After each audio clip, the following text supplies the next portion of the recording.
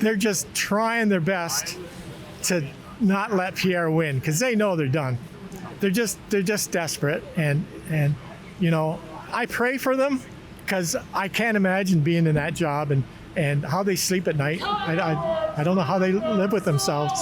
The problem that Mr. Trump has is not with Canada. It's with a government over the past 10 years that has destroyed the economy, opened our borders to anybody, which of course by extension threatens the US, and destroyed our military. Hello everyone, I'm currently in Ottawa at the Rogers Centre, and as you can see, Pierre Poilievre just held the Canada First rally today. As you all know, Justin Trudeau has prorogued Parliament to avoid an election and to buy time for his Liberal Party to find a replacement after he resigned as Prime Minister.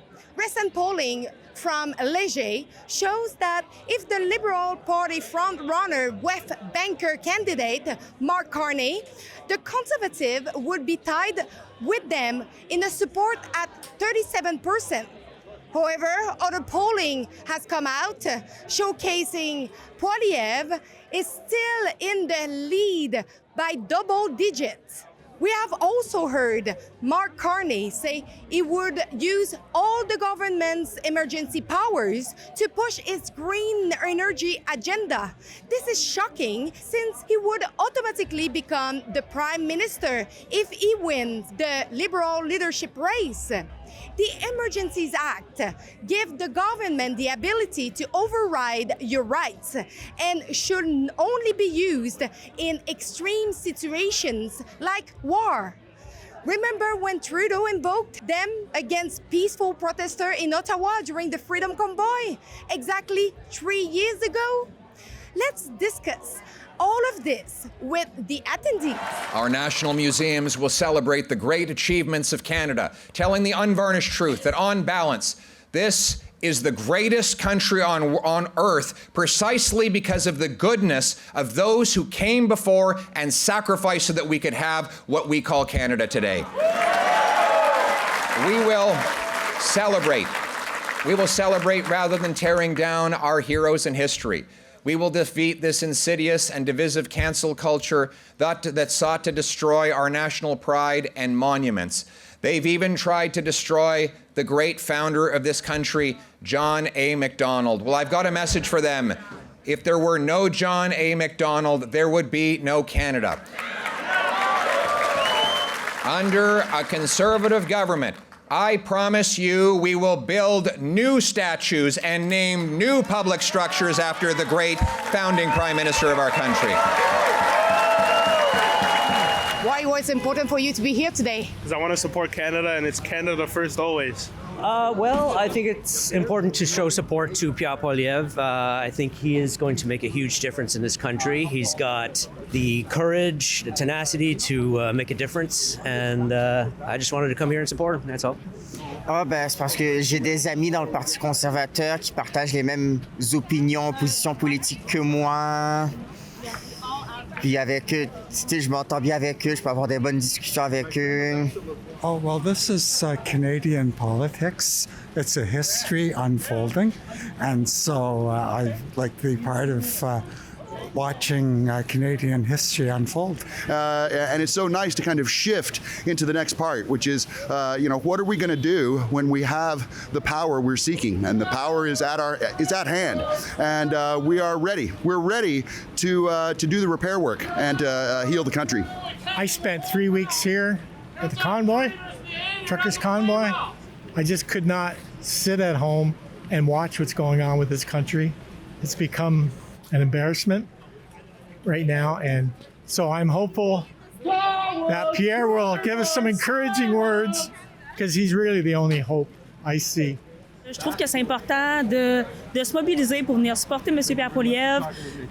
C'est un gros jeu qui se joue en ce moment. C'est quelque chose de gros au Québec, au Canada, partout. Puis il faut vraiment qu'on se déplace, il faut qu'on supporte. Il y a besoin de ses supporters. On est là pour ça. La politique de Pierre Poilievre, c'est très intéressant parce que je pense que le Canada a besoin de changer la politique. Et avec Pierre Poilievre, je Je pense que c'est la personne indiquée pour ça. Because it's time for change in this country. I'm pretty tired. So I came in this country 19 years ago. I left East European, in particular Romania, because what was there in that time was the devil of the communism. And I came in this country to find his mother. So in the last 9 years, to be driven by this leadership of Canada, led by this commie, socialist, leftist Justin Trudeau, it's a shame for this country. I'm ashamed sometimes that I'm Canadian for this reason. And we, at this point in this country, to other nation to make fun about us. To make fun about us, it's not nice. That's why I'm here to support Poilievre, and it's our hope. And I hope it's going to be a new change as Jagmeet Singh said, as of March the 10th, we're going to have a new election. I hope so. And something that my government is going to do is to use all of the powers of the federal government, including the emergency powers of the federal government, to accelerate the major projects that we need in order to build this economy and take on the Americans.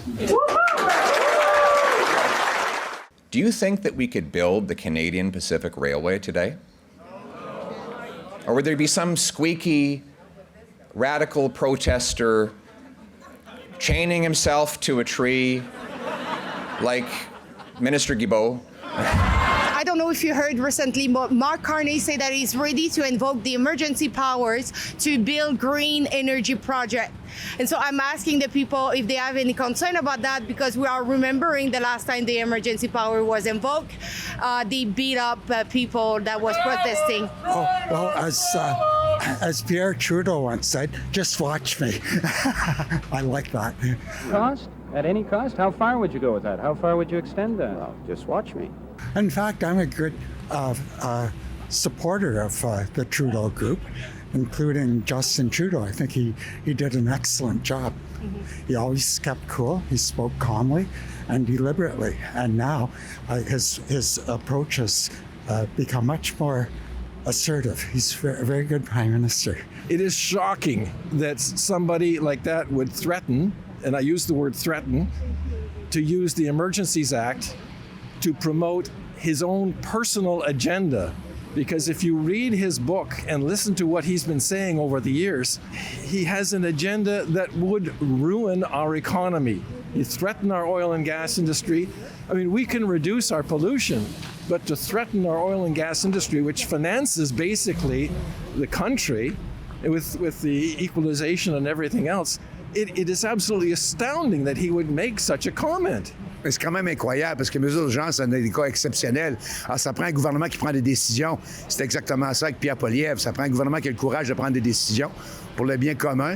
Et je tiens à le dire parce que Pierre Poilievre le dit depuis longtemps, c'est des choses qu'on aurait dû faire depuis plusieurs années, malheureusement, qui n'ont pas été faites. Mais quand on entend un candidat pour prendre des mesures d'urgence pour faire des choses que, normalement, le gouvernement a la légitimité de le faire. Là. All this green stuff, it doesn't work at the end of the day. We need to drill our oil. We need to start digging for coal mines and stuff like that. Green energy, it's just ridiculous. Je trouve ça ridicule. Je trouve ça absolument ridicule. Puis j'espère que les gens vont se réveiller, de se rendre compte que c'est pas un homme du peuple. Il ne travaille pas pour le Québec. Il ne travaille pas pour les Canadiens. Il travaille pour lui-même et pour sa bureaucratie, pour son argent. On va dire ça comme ça. Et je ne pense pas que M. Mark Carney soit la bonne option pour nous. Now, Liberals would like to instrumentalize the tariff threat to distract from the record of the Carney-Trudeau Liberals over the last 9 years. They say that we should just forget about all the damage they've done to our country because of the tariffs that might be coming down the road. In fact, the opposite is true. Think of it, my friends. If Carney-Trudeau policies did this much economic harm before tariffs, imagine the devastation they would cause after tariffs. You know, the media is now saying that I should change my entire platform because of the tariff threat. In fact, the Trump tariff threats have proven conservatives right on everything. It's true. Do you have any concern about maybe the legacy media trying to help the Liberal Party and Mark Carney maybe for the next election? Yes, certainly. I do have concerns about that. They're going to try to do whatever they can to hurt his chances. It's all taxpayer funded, and right now the Liberals run it. So I don't listen to that fake ass news. So it doesn't matter to me. The media is supposed to be the fourth power. But I think the mainstream media became one of the issue in this, unfortunately, because it's imposed censorship of the people, and we are at this point we are scared and afraid to say something, our opinion. I respect other opinion, but do not impose on me to have an opinion about something different. I think it's going to be a free-for-all. We might have a minority government where everybody will have to cooperate. Mm-hmm. So can you imagine the Liberals and the Conservatives and the NDP all taking an equal share in Canada's future? That's what I think. Yes, you know, the mainstream media, the government control of the media or the media control of the government, however you want to look at it, the union of those two powers has been a formidable opponent. And in the force of good, they can do a lot, but in the force of tyranny, it's amazing what those two together have been able to do. I used to watch the CBC and the National, CTV, and then I come to Ottawa, and I thought, what are they talking about? They're just lying. They're just totally bought and paid for by the Liberal government. So I don't watch it anymore. And now I see they're just trying their best to not let Pierre win because they know they're done. They're just desperate. And you know, I pray for them because I can't imagine being in that job and how they sleep at night. I don't know how they live with themselves. Oui, absolument. On le voit là, qu'ils font beaucoup d'autopromotion de Mark Carney. Pierre Poilievre est un petit peu laissé de côté. Je trouve ça vraiment dommage. Je trouve qu'il y a un gros manque de démocratie ici. Et en même temps, si on parle de ça, on peut même dire que la démocratie, il faut qu'il y ait quelque chose qui change. Parce que si on regarde, c'est pas normal qu'Éric Duhem n'ait pas sa place à l'Assemblée nationale parce qu'il a été rejeté. Donc, je pense qu'au niveau de la démocratie, il faut absolument quelque chose qui change, puis surtout au niveau des médias. We know America is the biggest economic and military superpower the world has ever known. And we've been a good neighbor. We fought on the same side of the same wars. We paid with Canadian lives and treasure to fight for America, avenging the 9/11 attacks. You have your grievance with us. We have ours with you. But I would ask you this question. Which other country would you rather have as your neighbor? If you had like maybe a message to Donald Trump who are looking into the current situation here in Canada, what it would be? If I had to tell him something? Yeah. It's just that our leadership, he's doing it because our leadership's weak. We need a strong leader that can stand toe-to-toe with Trump. And that's all that matters. We have Justin Trudeau, who's incompetent, and he can't do like simple tasks, simple jobs. So we just need a strong leader. I'd say, and he has one coming soon. The problem that Mr. Trump has is not with Canada. It's with a government over the past 10 years that has destroyed the economy, opened our borders to anybody, which of course by extension threatens the US, and destroyed our military, which defends us. I mean, Donald Trump has a very good point when he says Canada has been relying on the US. The men and women in our military are wonderful people. They're dedicated, they're courageous, but the government has been hampering them, destroyed morale, ruined equipment. It's incredible. His problem is not with Canada, it's with this government. Hopefully, even my 100-year-old mother said, see, tell Pierre he's got to talk to Trump. She thinks that I'm going to be able to tell him. He's the one that should be negotiating. That's from my almost 100-year-old mother. Mr. Trump, he's doing his homework at home. And of course, it's a bigger power and a superpower, and they're trying to manipulate whatever is happening. This is what that foreign policy of U.S. was in entire history. But at the moment, I know we can be friends for the future, definitely, as we were before, for sure. No any other message. He's doing his work. We're going to do our work, whatever we have to do here at home.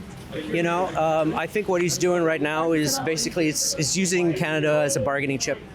The annexing of Canada, I don't think he intends to annex Canada. I think he intends for us to do our share in keeping our borders safe and our share in putting our country first, which is what Pierre Poilievre is going to do. Don't forget to go over calltheelection.ca. It's calltheelection.ca to make your voice heard that you want an election right now. So I repeat, calltheelection.ca.